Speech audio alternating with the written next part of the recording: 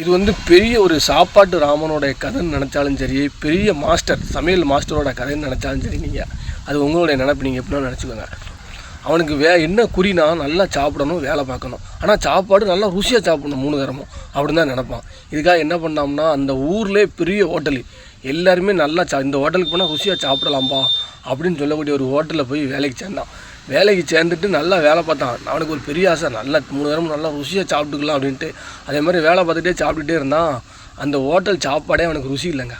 அந்த ஊரே சாப்பிடுது, ஆனால் இவனுக்கு ருசி இல்லை. இதை பார்த்து அவன் இனிமேல் நம்ம சரி வராது அப்படின்னு சொல்லிட்டு அந்த ஹோட்டலில் வேலை பார்ப்பாங்களா அந்த மாஸ்டர், அவங்கள்ட்டலாம் ஐடியா கேட்பான். எது போட்டால் இப்படி ருசி வரும்னே, இதெல்லாம் எப்படின்னா இந்த அளவுக்கு ருசியாக இந்த ஊரே சமைக்கிறது ருசி இங்கே எனக்கு ருசி கிடைக்க முடியும், இது என்னென்னு போடணும் அப்படின்னு சொல்லிட்டு நல்லா பழக்கோட்டு மாஸ்டர்கிட்ட அந்த சமையல் இருக்க அவ்வளோ கலையுமே கற்றுக்கிட்டு அவன் வீட்டில் போய் சமைச்சு இங்கே வேலை பார்ப்பான். ஆனால் அந்த ஹோட்டலில் சாப்பிட மாட்டான். சாப்பிடாம வீட்டில் போய் சமைச்சு சாப்பிடுவான் எனக்கு பிடிச்ச மாதிரி.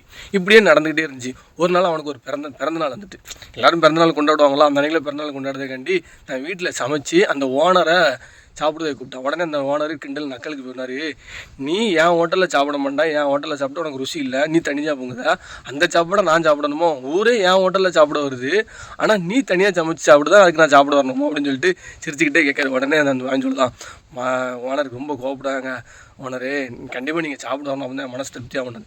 ஓனர் நல்ல மனுஷன், அந்த மாதிரி மனுஷன் யாருமே கிடையாது. ஓனர் சரிப்பா வாரேன், நைட்டு தான் நீ ரொம்ப ருசியாக சமைப்பேன்னு கேள்விப்பட்டேன், நான் வரேன் அப்படின்னு சொல்லிட்டாரு.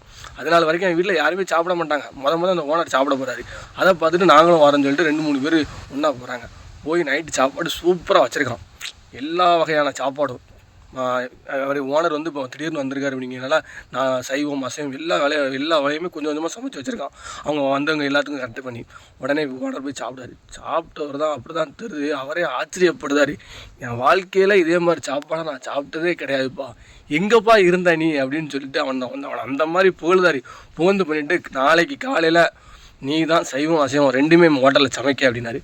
உடனே அவனை பெரிய சந்தோஷம், என்னடா அப்படின்னு சொல்லிட்டாரு அப்படின்னு சொல்லிட்டு மறுநாள் அனைத்து மாஸ்டர் முன்னிலையும் மாஸ்டருக்கு அறிவுரை சொல்லிவிட்டு, இவன் இப்படி செய்யுங்க அப்படின்னு சொல்லி யார் தனக்கு சொல்லி தந்தாங்களோ அவங்களுக்கே இவன் கட்டளை போடுறான். இதை பார்த்த மாஸ்டருக்குலாம் என்னடா இவன் நமக்கே கட்டளை போடுறான், சரி அவன் சொன்ன மாதிரி செய்வோம் அப்படின்ட்டு செஞ்சாங்க.